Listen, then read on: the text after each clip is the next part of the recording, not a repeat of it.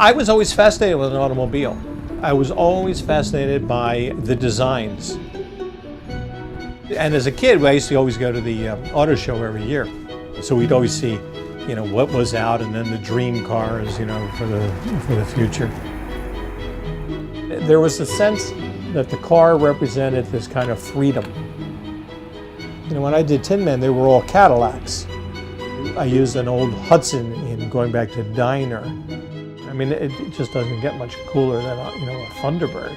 You can pick them out. A Bonneville, an Impala. When they first came out, they were truly defined cars.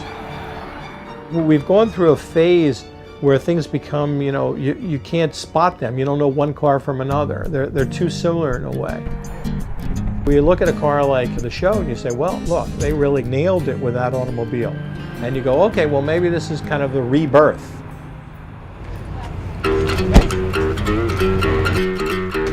I was really amazed. I mean, I was amazed how quiet it was and how responsive it was.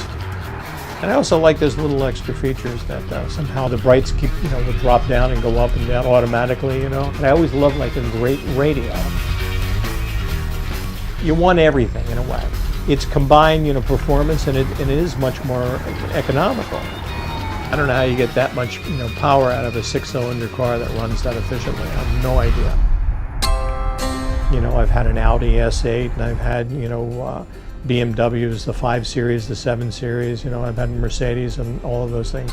So I was curious about, here's a car that basically is that good a car that it stands alone in its own category. And that's encouraging because you always want to see a certain kind of a healthy auto industry to have the ingenuity and the styling and all of the things that they're capable of. And then you look at the SHO and you say, okay, this is good. This is maybe the beginning of a new day.